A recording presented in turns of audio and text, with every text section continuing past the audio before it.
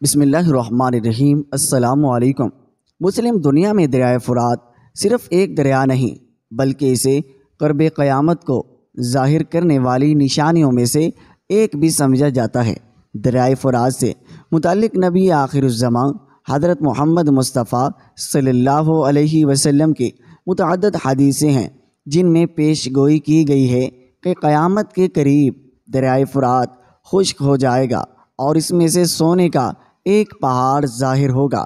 1500 سال سے صرف مسلمان ہی نہیں دوسرے مذاہب کے لوگ بھی اس انتظار میں ہیں کہ مشرقی ترکی سے نکلنے والا عظیم دریائے فرات جو ترکی، شام اور عراق سے گزرتا ہوا 2800 کلومیٹر کا طویل فاصلہ طے کر کے اخلیج فارس میں شامل ہو جاتا ہے، کیا یہ واقعی خشک ہو سکتا ہے؟ کیا ترکی میں سونے کا پہاڑ ظاہر ہو گیا؟ ترکی میں پچھلے کچھ عرصے سے سونے کے ذخائر دریافت ہونے کی خبریں آ رہی ہیں۔ 22 نومبر 2021 کو ترکی نیوز ایجنسی نے سونے کے ایک بڑے ذخیرے کی دریافت کی خبر دی جس میں 99 ٹن سونا ہونے کا امکان ظاہر کیا گیا ہے۔ اس کی مالکیت 6 ارب ڈالر تک بنتی ہے جو کئی ممالک کی GDP سے زیادہ ہے۔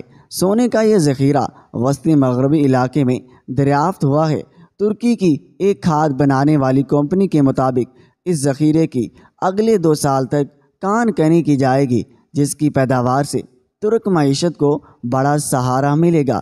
اس سے پہلے ستمبر میں ترکی نے وزارت توانائی اور قدرتی وسائل نے کہا تھا ترکی نے 38 ٹن سونے کی پیداوار کے ساتھ بڑا ریکارڈ توڑ دیا ہے اور اگلے 5 سال میں سونے کی سالانہ پیداوار 100 ٹن تک بڑھانے کا ہدف مقرر کیا گیا ہے۔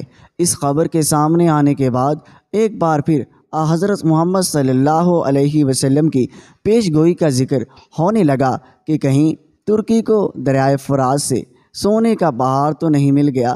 دریائے فرات تیزی سے خشک ہو رہا ہے۔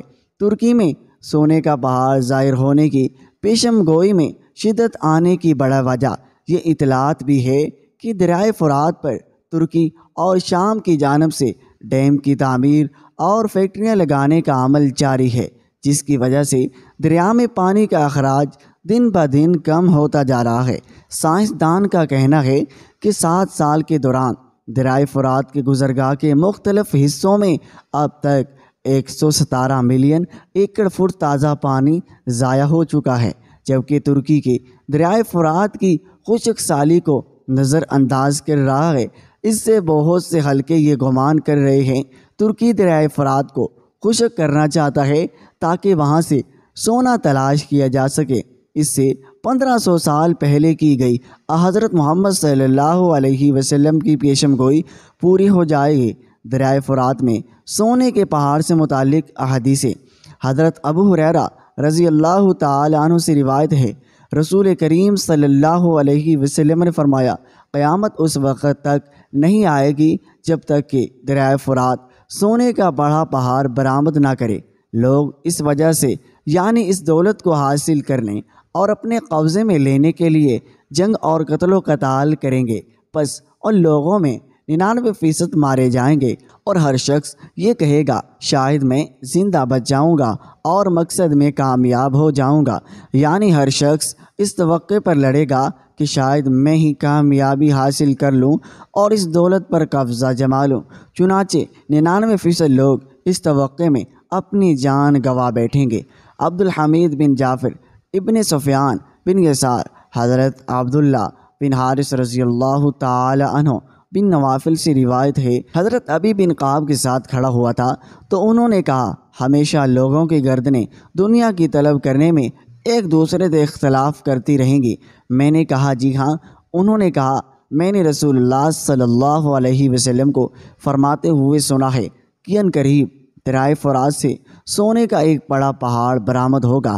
جب لوگ اس کے بارے میں سنیں گے تو اس کی طرف روانہ ہوں گے، پس جو لوگ اس کے پاس ہوں گے وہ کہیں گے اگر ہم نے لوگوں کو چھوڑ دیا تو وہ اس سے سارے کا سارا سونا لے جائیں گے، پھر وہ اس پر قتل و قتال کریں گے، پس ہر سو میں سے 99 آدمی قتل کیے جائیں گے۔